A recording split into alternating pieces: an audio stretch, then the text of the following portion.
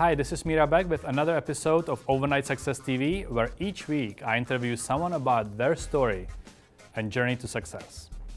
Now, this Thanksgiving marks 20th anniversary of me coming to this awesome country with all the opportunities it has to offer. So this week, instead of interviewing a guest, I'm here alone to share with you my first Thanksgiving story. Let's call it my first Thanksgiving, the 20th anniversary edition. Now, Thanksgiving for me has two meanings. Of course, number one is the traditional Thanksgiving where I give thanks just like everybody else. And number two, like I said, I came to the United States the day before Thanksgiving 20 years ago.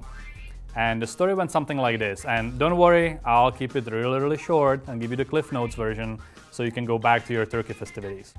Now, back in the Czech Republic, I signed up for a 6-month work opportunity to come work in Texas, disassembling some old oil towers. Now, the only catch was for me to get myself to New York City and bring $3,000 for a work permit. And at that time, I was making about $2,000 a year as a manager at McDonald's in Prague. Now, since I didn't have the money and my family didn't either, my dad offered to sell his new car that was worth about $5,000 so I can do this. And by the way, the job was offering about $5,000 to $7,000 a month. He had to sell the car overnight and only got $3,000 that we needed for it. But I promised to pay him back the full $5,000 the car was worth. So I got my visa and off I went. Now, it was my first time on the airplane, so I was a little scared, but definitely motivated by big money.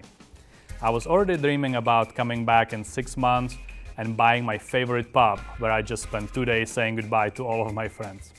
Now, after landing in New York City, I met a few other guys that came for the same reason.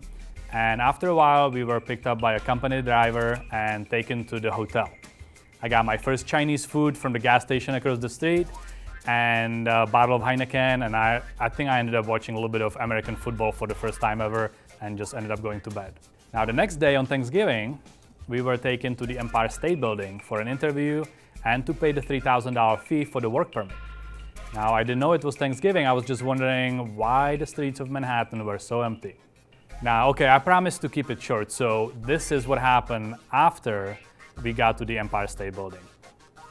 First, we were welcomed by this Russian-looking, killer-like male secretary dressed in black from head to toe. Then we had a short interview with another heavy accent guy that was supposed to be the immigration officer to grant us the work permit. Then we handed over the $3,000 to some lady in sweats and a t-shirt and a little broom closet with a bunch of tattoos on her hands that later on I found out meant that she was in for some time in jail. Lastly, we were taken back to the hotel and told that there will be a first day of training the next day. And yes, as you may have already guessed it, nobody showed up and we were left in New York with no money, no English, one day after Thanksgiving. And as a side note, that whole Russian killer-looking guy, secretary, was not there to welcome us. I'm pretty sure he was there to make sure that we don't leave with the money in our pocket. So most of the guys went home, but because of the amount of money I owed to my dad, I just couldn't do it. So I used the extra $200 he gave me just in case and bought a bus ticket to Tampa. Now I figured if I'm going to sleep under a tree, it might as well be a palm tree, right? And because some specialized knowledge I already had, I remembered some other ads in the newspaper that were talking about work opportunities in Florida at local hotels, so Florida kind of made sense. Now, I found a job. It was $5 an hour, not $7,000 a month at a local hotel. Then after about 3 months of riding a bike, I made enough money to buy a car so I can get a second job. Now then I started delivering pizza and kind of, basically did all the requirements for the American Dream formula. I ended up going to school after that to learn English. I paid my dad back, of course, and fell in love and decided to stay. Now today, I have an amazing fiance, 4 great kids between the two of us, awesome friends, successful businesses, and a couple of new business ventures brewing up as we speak right now. So everything is really awesome. Now, the moral of the story is that it's super easy to be thankful for the obvious things in life, but I wouldn't be where I am today if it wasn't for some bad things. And I really like to call them learning experiences instead of bad things. So I'm thankful for the idiots that pulled this scheme off.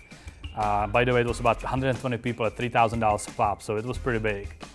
I'm also thankful for owing so much money to my dad that I was too scared to go back and I had to burn the bridges and stay. I'm also thankful for the opportunity to work 2 to 3 jobs at a time, working 16 to 18-hour days. And I'm really thankful for the people that were born here, spoke the language, and were healthy enough but decided to whine and moan instead of taking the jobs. And I'm also thankful for the 2 businesses that I started and failed miserably at before succeeding with the 3rd one.